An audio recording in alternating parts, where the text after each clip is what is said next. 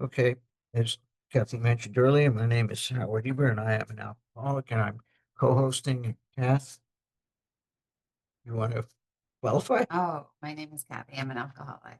Okay. Um, Thank you all for coming. I first wanted to thank Emily and Elizabeth for filling in last week. It was appreciated. What we'd like to do is, I just want to kind of do a rehash of some of the stuff that was covered last week, um, just so we can get up to date with where we pick up. As I understand it, we started last week on page 37, the first paragraph about whatever the precise definition of the word may be. We call this plain insanity, and they're talking about Jim's experiment with milk and alcohol. How can such a lack of proportion of the ability to think straight, in other words, see the truth, be called anything else? It's an interesting paragraph to start with because it starts with Bill telling it like it is. No euphemisms, no pussyfooting around. He just says plain insanity and the lack of our ability to see the truth where alcohol is concerned. That's it. It doesn't get any more direct than that. And in the next paragraph, he just kind of backs it up where he says, you may think this an extreme case. To us, is not far-fetched. For this kind of thinking, not drinking, thinking has been characteristic of every single one of us. We have sometimes reflected more than Jim did upon the consequences, but there was always the curious mental phenomenon. That's the obsession that parallel with our sound reasoning. Sound reasoning is another word for me for conscience. So aside from our conscience, there inevitably ran some insanely trivial excuse, the lie, for taking the first drink. And here's something interesting. He says, uh, taking the first drink, our sound reasoning failed to hold us in check. And these next five words summarize the alcoholic condition. One great example of Bill's simplicity and his directness. Five words that perfectly describe the alcoholic condition. The insane idea won out. That says it right there. Next day, we would ask ourselves in all earnestness and sincerity how it could have happened. Um, you know, basically, I think what's being pointed out here, uh, with without any use of hyperbole, by using the term lack of proportion, he's giving us an invitation to be honest. That relapse is about the absence of honesty, about the absence of sane thinking, that it's not a moral thing, but it's just plain insanity. And that's what, he says lack of proportion, what that means to me. And another way of looking at lack of proportion is, well, if one is good, 10 is better. And that's a lack of proportion. The more the merrier. We're unable to say enough. It's always about more. That's lack of proportion. And at the end of this page, we're getting into the jaywalker. And I don't know if it was covered last week, but the jaywalker is not based on an individual. And since I like history, I'll tell you that where it came from is Sam Shoemaker. Sam Shoemaker, who was the Oxford group, in a sense, leader in New York at the time of the publication of the book, and very much an associate, a fan, connected to Bill. Sam Shoemaker used to use this story as a way of explaining alcoholism to people who aren't alcoholic. It was his way of drawing a parallel, and Bill decided to use it, and that's where the Jay Walker story comes from. It's from Sam Shoemaker, and Bill just decided to pick up on it. And on page 39, we got introduced to Fred. Fred is unlike Jim. Fred, everything is just peachy in Fred's world. Fred is what people call, and I don't like the expression, but a high bottom drunk, right? He hasn't lost anything. Fred is on top of the world. Yet he got drunk, and he got drunk the same way Jim did, by believing in the lie. But he's here. His place in this book is meant to show us that you don't have to lose everything like Jim did. Fred lost nothing. And self knowledge is not enough because he was exposed to self knowledge and it still wasn't enough for him. So, where we are, Fred had was on a business trip. I think where we're starting is on page 42, right? But let's go to 41 for a moment. At the top of the page, he had been in Washington for a business meeting. I'd been out of town before during this particular dry spell. Please notice it doesn't say sober spell, dry. There was nothing new about it. Physically, I felt fine. Neither did I have any pressing problems or worries. My business came off well and I was pleased, and my partners would be too. It was the end of a perfect day. Not good, not great, perfect. A perfect day. Not a cloud on the horizon. Everything is wonderful in his life. I went to my hotel and leisurely dressed for dinner. As I crossed the threshold of the dining room, the thought came to mind that it would be nice to have a couple of cocktails and return to the rehab. Now, of course, it doesn't say return to the rehab because that would be the truth. And he didn't follow the truth, he followed a lie. So, what is the problem? What is Fred's problem? What are his triggers? What made him do that? Was it physical pain? Well, in the previous paragraph, it tells us no, I felt fine. So it's not his sciatica. It's not his IBS that's kicking up. He felt fine. So maybe he's having problems at home. Maybe he's having difficulty with the wife. Well, he says there are no pressing problems or worries. So it wasn't that. Maybe it's the weather. Maybe the clouds are bothering him, right? Well, he tells us that there wasn't a cloud on the horizon. So what is Fred's problem? Thresholds. He crossed the threshold and he lost his sense of proportion. He started to believe in a lie. And of course, that's nonsense, but that's where we are. That he had taken that drink, it triggered his run. Um, and then he got back in touch with the two members of Alcoholics Anonymous. And that's where really we're going to pick up today. Kathy's going to start at 42, paragraph 1, and it's all yours. Yes. Okay. Oh, wait. Yes, recording. Okay. Thank you. It's Kathy. I'm an alcoholic.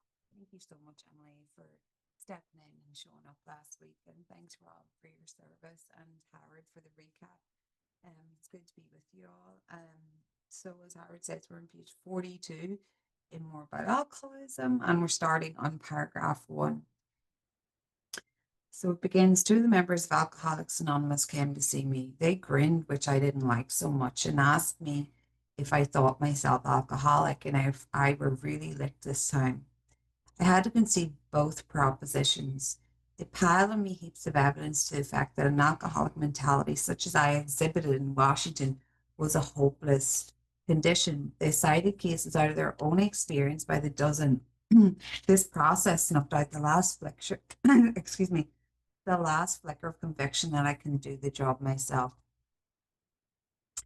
Um, I really love how they're basically showing us also a 12-step call in action, and how these two members came, like I think of that word came as an approach to see the alcoholic, and they remembered him.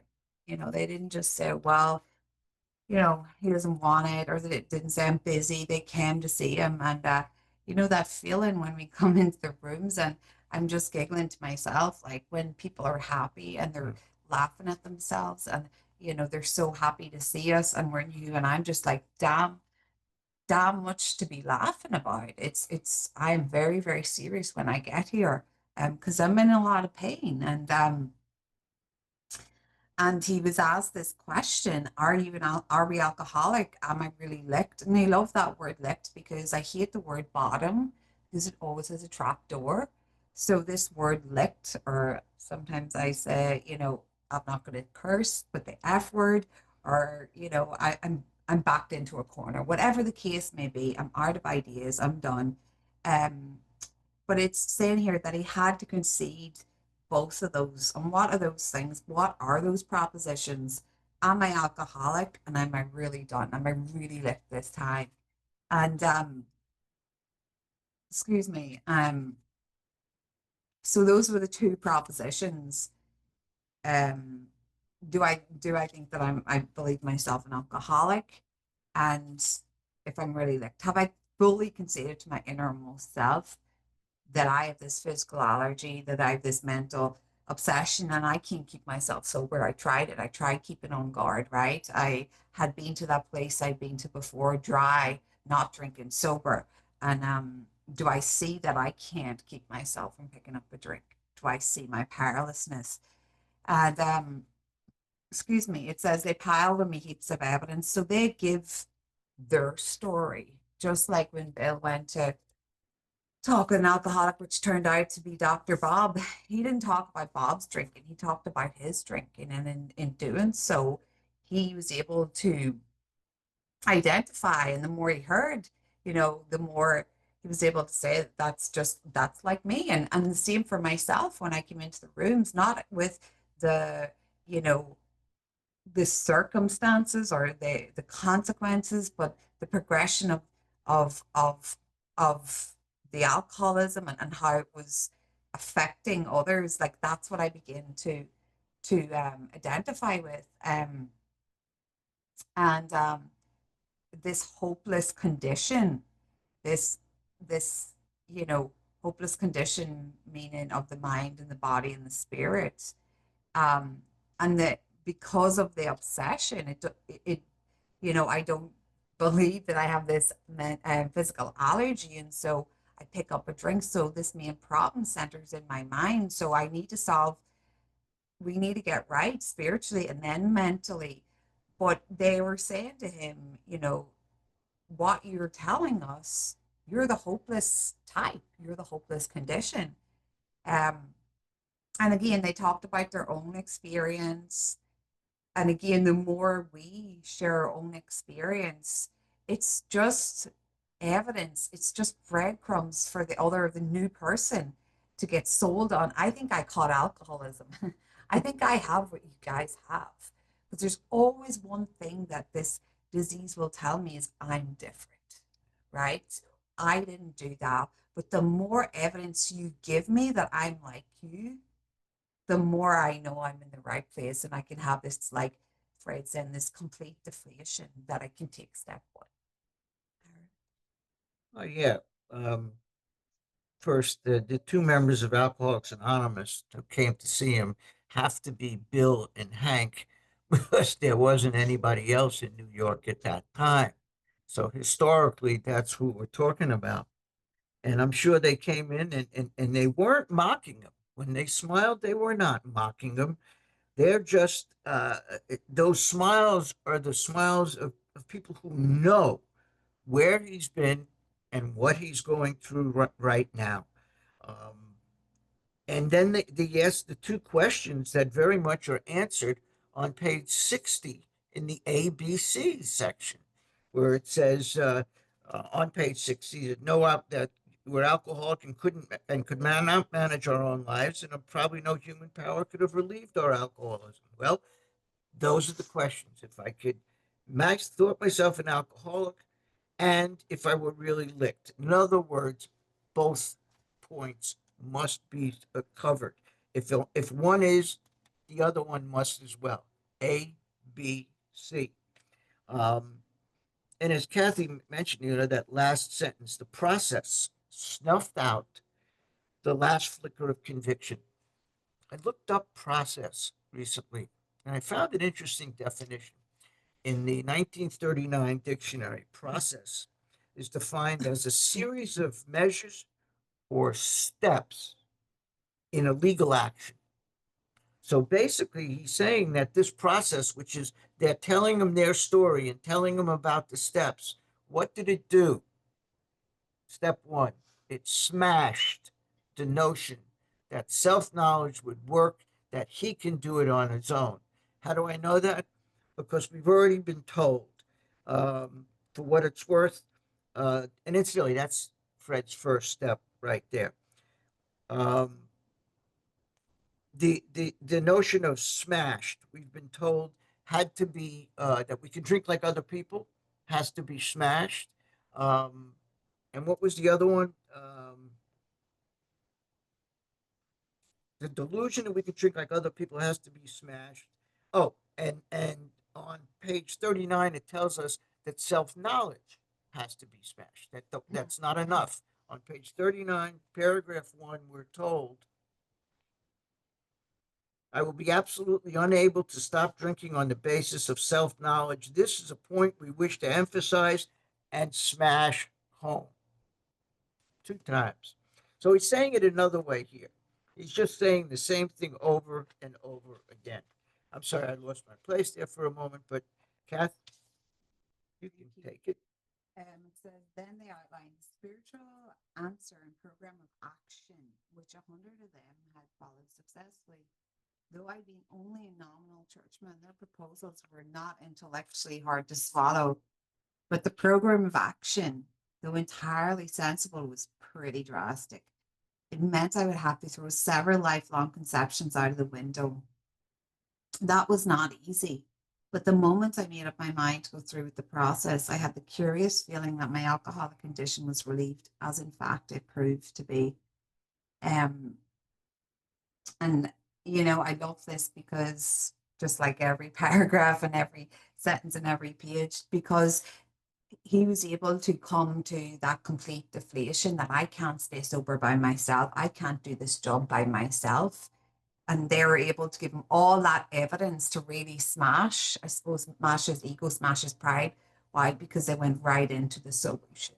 They can bring a solution to him. And the spiritual answer, like being, I just wrote in my book, step 2. And the program of action is, steps 3 to 12. Um, and I really relate with, the nominal churchman. I went to church. I grew up, and when I heard this kind of God idea, when I came into Alcoholics Anonymous, immediately in hindsight, I can see it. I identified God with religion. I didn't know until right? You don't know until you know. Um, and I thought, well, I won't have a problem with this. But he talks about how their proposals were, I can easily understand what you're asking me to do. Um, but this program of action, like what I'm trying to say, it makes sense when I come in here. You want me to do all these things, but it's pretty drastic. And I love on page 25, it talks about how, and there is a solution, almost none of us liked the self-searching. And it goes on and tells us the rest. Like, I don't have to like this. I don't have to want to do it. I got to be willing. Can I do it? Will I do it? Yes. I did not want to do a 4 step. I did not want to do a 9 step, but I knew my life depended on it. And this program of action that they're mentioning here is the 12 steps, just to highlight that. And it's talking about how we have to change. I have to change. It's not just, you know, everything has to change. The way they say don't make any major changes in the first year. And I'm like, oh, everything inside of me has to change. But he goes on to say, and again, I don't have to like it. I just have to be willing. And he goes on to say, but when I made up my mind, which is, let's look at it, step 3 to go through with the process. How do I know that I have taken a step 3? I'm writing inventory immediately after that. Um, and we're looking at the process being 4 through 12. And he talked about having this curious feeling that his alcoholic condition was relieved, as in fact it proved to be. And that's a beautiful, beautiful promise. And I just look at how, you know, how much more simple it is when we just do what we're told. You know what I mean? When I'm constantly thinking about how hard things are, if it's a 4 step, what makes it hard is the thought of a 4 step, the thought of a 5th step, the Mm. thought of an 8 step, the thought of a 9 step. It's not actually the writing, it's the thought of it more so than them. than the doing of it. But the moment, like he said, he made up his mind, he got this wonderful promise, Howard. Yeah, it is an interesting point there where he says, I made up my mind to go through with the process. So basically, we're talking about step three. But he makes up his mind to go through with this process, and his alcoholism was relieved. Previously, it says he made up his mind to quit drinking altogether. Remember on page 39, he made up his mind to quit drinking altogether, and he could not do so. So it's an interesting point. He made up his mind at one time, self, I'm going to do this. I can handle it. And he couldn't do it. Here he makes up his mind again, but basically he's making up his mind to go through with the process. Step three, he's following, as Kathy said, what he's being told. He's not trying to do it himself anymore. He's following the directions that they're giving him. And what does he do? He begins the program of action, as Kathy said, the steps. And what else? Set aside the things he thinks he knows, right? That so I had to well, I had to change and throw several lifelong conceptions out the window. That sounds very much like on page 27 when Dr. Jung said to Roland Hazard that the ideas, emotions, and attitudes that have been the guiding force of your life have to be cast aside and a whole new set of principles take their place. That's what change is about. And that's what he's about to do. He's changing. Um, I think that should do it, hon. You could take the rest. Great.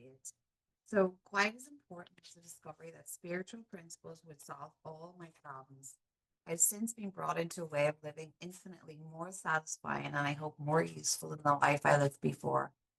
My old manner of life was by no means a bad one, but I would not exchange its best moments for the worst I have now. I would not go back to it even if I could. This is such a pertinent line. I can't say I love this because I love every line in the book, but it's telling us that spiritual principles, it doesn't say will solve the drink, the drug problem, the control problem, the whatever problem. It says that these spiritual principles will solve all my problems. It also doesn't say that it will, these spiritual principles will help me solve all my problems. It says that these spiritual principles will solve all my problems. So this is my manual for living. Self has to die, but this is my manual for living these 12 steps. And I remember coming in and a sponsor saying this to me and having me highlight this. And I was just like, all right, I'll do what you're saying because I follow direction. I'm a good girl. I want to be liked. But I didn't understand it. And today I do understand that whatever comes my way, there's a spiritual principle for it. There's a spiritual action for it. And how blessed we are.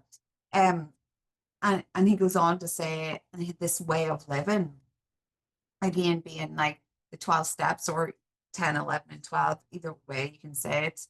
Um, and this line, I hope, more useful in the life I lived before. And it's always the one thing I always, when I speak, it's always the last thing I say. It's like, I never thought I was coming into these rooms to be in a relationship with a power greater than myself and to be of service to that power and to the people around me and to help another alcoholic say so we're to be useful. That was not my objective. I came in here to get the pain to stop. And I got more than I bargained for. We get to be useful. We get to be of service to others. And God, like, and how blessed we are to sit here tonight. We didn't go to the gates of death. It talks about the gates of death and insanity. We were saved. We're here for a reason. And what, excuse me, and what a way of life. What we get to be, like I said, more useful to those in the rooms. Like, I'm going on a bit of a tangent. I was talking to a sponsor earlier, and we were just talking about how she was talking about higher power and about it's still external, outside of us, and how meetings are still. human aid and in other alcoholics. And I reminded her that, I need you guys when I'm blocked. I need you guys more than I think you need me, because whether it's Howard, whether it's Emily, whether it's Rob, whether it's my sponsor, when I'm knotted up and I talk to you guys and I do an inventory, you immediately three-way me and bring me back to the power. So God works through us. And I don't know why I felt moved to say that. But there you go. And he says I would not exchange its best moments for the worst I have now. I don't know about that. I would not go back even if I could. And I have had those moments, and it's a different line in the book, whereas like I would not drink even if I could. I think it was Fritz Mayo, but yeah, Howard. Uh, yeah. Um, Let me work backwards. The comment that Kathy was talking about, that I've been brought into a way of living more satisfying, I hope, than more useful in life I had before, I think is a way of saying, as Kathy inferred, that my worst days sober are still better than my best days when I was active. And I've heard some people disagree with that statement. I don't. I really believe that that was factual. Um, and there's another interesting controversial statement at the end of the previous page. Kathy read, quite as important was the discovery that, and here's the expression, spiritual principles would solve all my problems. Now, I think that's a very much overlooked sentence. But if we break it down, it's a controversial statement because it says it will solve all my problems. If you turn to page 133, you're going to see that there's one thing that will not solve. On page 133, um, the second paragraph. But this does not mean we disregard human health measures. God has abundantly supplied this world with fine doctors, psychologists, practitioners of all kinds. And here's the point: do not hesitate to take your health problems to such people. There's the key word: health problems. That's the only thing that we have to go to another power to solve. I know that's a controversial statement, and people can say, well, that's going to God anyway, but maybe it is. But if we just put it in God's hands and don't go to the professional, I think we're missing something. So let's bear in mind it'll solve all of our problems. But if it hurts, take it to a doctor. That's all. Listen, I heard that. Fred's story speaks for itself. We hope it strikes home the thousands like him. He had felt only the first nip of the ringer. Most alcoholics have to be pretty mangled before they really commence to solve their problems. You know, I these four examples, the one imaginary one, the jaywalker, but Jim, Fred, carpet slippers guy, man in 30, like, I this is my personal experience and my personal opinion is I believe Bill wrote these as a lesson for us, not just for entertainment or not just for like, yeah, I identify, but as a lesson. There's so much I can learn if I have an open mind. Now, it doesn't mean that knowledge is going to be my higher power. No. But again, the more I can see myself in this book, the more I can see like I'm like Fred. I'm more Fred than Jim. It doesn't matter, if I'm more this or more that. Do I identify, and most certainly with this jaywalker too. And most certainly with Fred, because everything could be right and I drink, and everything could be wrong and I drink. It just didn't matter. I was drinking because I had to, not for ease and comfort, but because I had this mental obsession, at the end. Um, and I often think about he talks about have to be pretty mangled. That is the case for me. I gotta be licked. I gotta be out of ideas. And I'm not talking about the outside, I'm talking about the inside, where I'm living with the four horsemen. I'm an incomprehensible demoralization and seeking oblivion. I come to the end, and then I'm like, I need help. Like it's, the thing that was it was killing me brought me here, which was alcohol, to this power greater than myself. But I didn't get it. When my sister told me to go to AA at 22, I got it. I never got it, but I got sober 4 years after that. And every time I look at that, I went back out, it was like, how bad does it have to get? And like I'm falling downstairs and I'm thinking, how bad does this have to get? Is it that bad? Is it that bad? I'm breaking bones and being committed. Is it that bad? Is it that bad? I still got my apartment, and that's just the way I operate.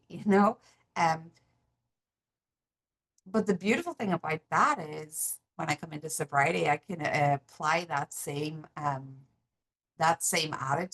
to work in this program. So Um, yeah. Um, just one or 2 points. Um, Fred, as we mentioned before, he's a high bottom drunk. He hadn't lost a damn thing. Jim lost everything. Kathy mentioned the things she lost. I lost. Uh, Fred has a different story. And like I said at the beginning, his story is supposed to show that it doesn't matter. It's not based on that. It's not based on how much we drink, what we drink or use, what we've lost, the consequences of our drinking. It has to do with we're alcoholics because of our relationship with alcohol in terms of power, choice, and control. Fred got drunk the same way Jim did, the same way I did and Kathy did, which was by believing in a lie. And in a couple of minutes, when we wrap up the chapter, we'll take a look at the 4 lies that have been told to the 4 people, 4 examples that we've gone through. But I didn't think we'd get this far. Rob, do you have that graphic for the nip of the ringer?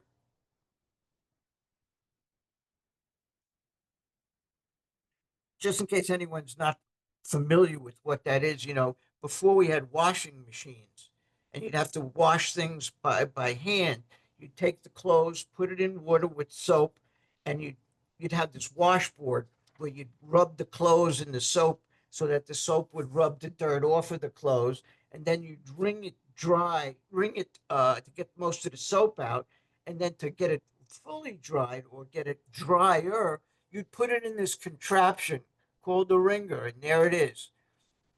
You put the clothes through the top. There's this two wheel system, and if you get your finger caught in it, it's quite painful, and that's what he's talking about. The first nip of the ringer, your whole hand didn't go in, just the tiny tip of it did, and that's what he's talking about. That's what he means when he says he only felt the first nip of the ringer, um, and that's it.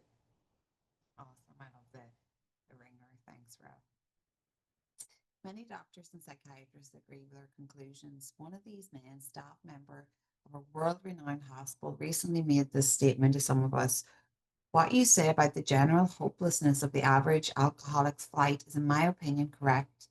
As the two of you men whose stories I've heard, there is no doubt in my mind that you were 100% hopeless apart from divine help. Had you offered yourself as a patient of this hospital, I would have not taken you if I'd been able to avoid it. People like you are too hard. Though not a religious person, I have profound respect for the spiritual approach in such cases as yours.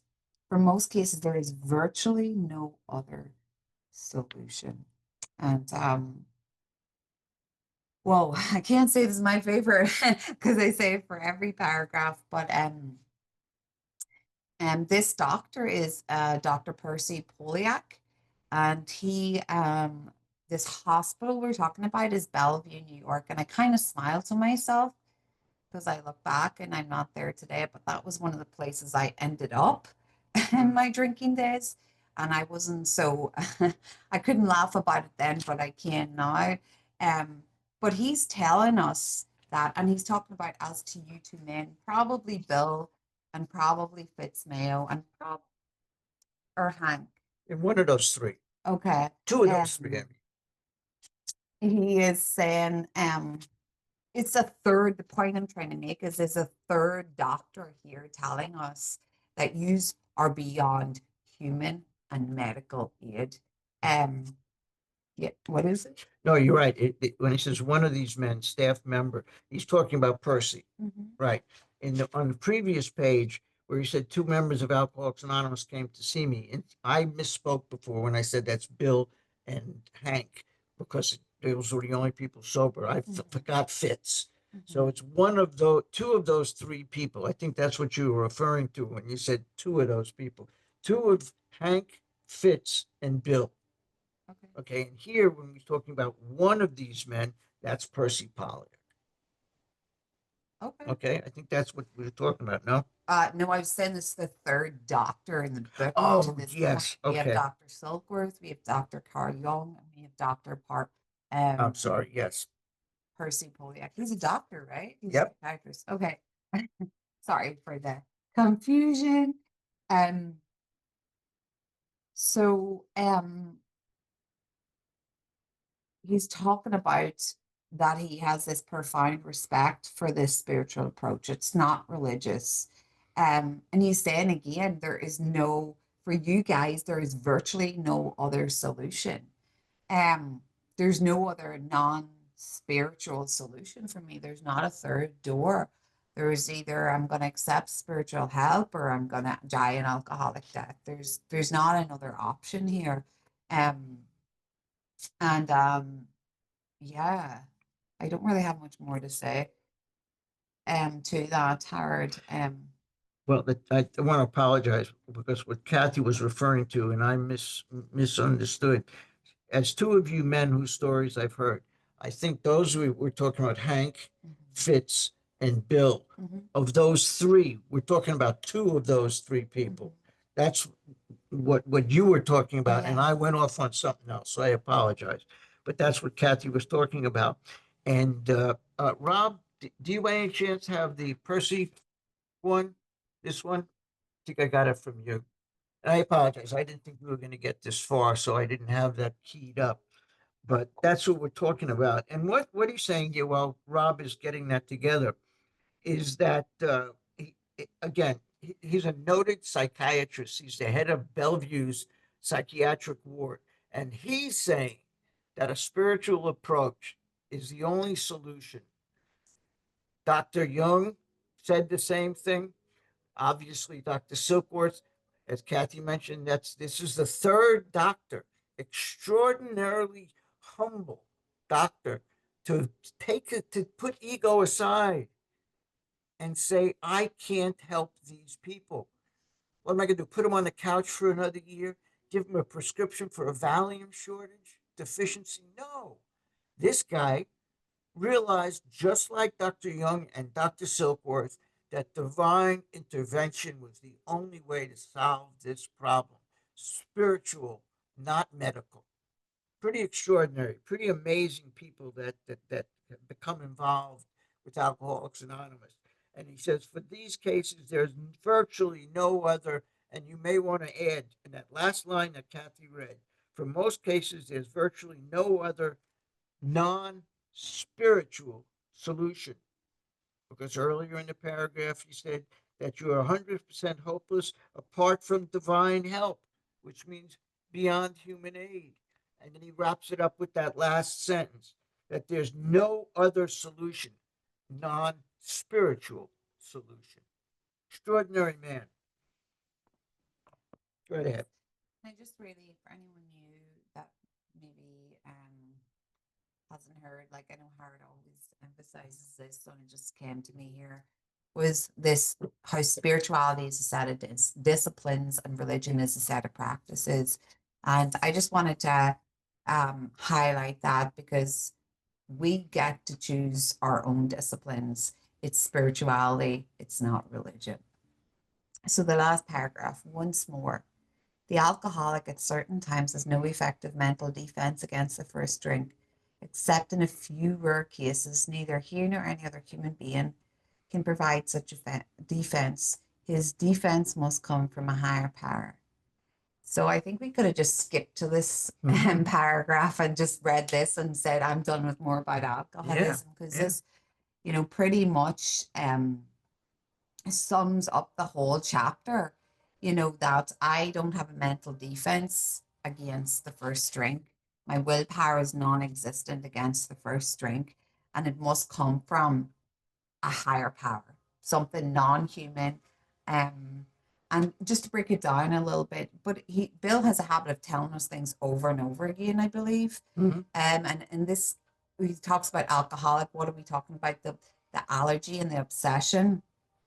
And effective just means that I have no successful willpower against the first drink. And I'm a drunk, and here it's bear with me. It says except in a few rare cases. Now that's a drunk trap for someone like me, because that's the part I see and I go, well, what about the few rare cases? Um, but I'm just, yeah, that doesn't, I don't know if that makes sense. Yeah. But he's telling us that we cannot provide such a defense, and it must come from a higher power. And if I go back to page, um, for my little drunk trap, if I go back to page 24, I'll end on this. I think we all have, 24:1, I think. yes, I think we all have little drunk traps. So these few rare cases, I'm speaking to that. Anyone having those thoughts either? Mhm. So it says the fact is that most alcoholics, for reasons yet obscure, so they're delusional, have lost the power of choice in drink. So I've lost the power to choose whether I will drink or I won't drink. I've lost it. It's gone. Our so-called willpower becomes practically non-existent because we are unable at certain times to bring into our consciousness with sufficient force a memory of the suffering and humiliation of even a week or a month ago. We are without defense against the first drink. There will come a certain time where I'm not able to have enough force of the memory of when I broke this bone, when this happened to me. There will come a time that won't be reliable. If I, experience those times where I've remembered or something has kept me from picking up a drink, that's my grace. That is grace, because um, the natural inclination for us alcoholics is to drink. So that's why we need this higher power. And the beautiful thing about it is, and I'm sure Howard will give us a lovely ending, is that we don't have to look too far for this higher power. And we got instructions on how to get in contact with this power, and where it is. So stay tuned. We're just beginning the voyage. Hmm. About to get real fun. Yeah, as Kathy mentioned, this last paragraph is really extraordinary because, and it's a great example, another example of Bill's simplicity because he summarizes the entire chapter in one paragraph. He puts it all together. This paragraph basically makes 2 points, and that's what the whole chapter comes down to: 2 points. One, that the alcoholic at certain times, and as Kathy pointed out, those are words that are important, at certain times. Go back to page 24 and you'll see what he's talking about. That the alcoholic is unable at certain times to recall with sufficient force. So he's referring to that. That the points again, the alcoholic at certain times has no effective mental defense against the first drink. That's point number one. And he summarizes that in this paragraph. And the second point is neither he nor any other human being can provide such a defense, that the defense must come from a higher power. Now, if that's the case, therefore, it has now come time for a much fuller discussion on that delicate subject of God. And it's appropriate that the next paragraph, next chapter, is addressed to that, to the agnostic. Everything is in sync, everything is perfect.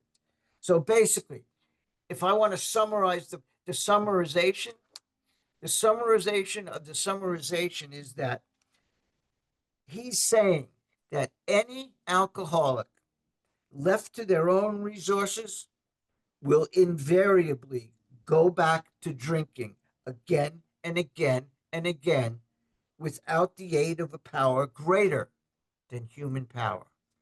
That just summarizes the summary, because that's what this entire chapter comes down to. That any alcoholic left to our own resources will invariably, without fail, go back to drinking without the aid of a power greater than human power. And how appropriate is it that the next chapter takes that on? Okay. Yeah, it's a good place to end. Let's stop the recording. Thank you guys for coming. Thank you guys for letting us do this. Has anyone got any questions? Any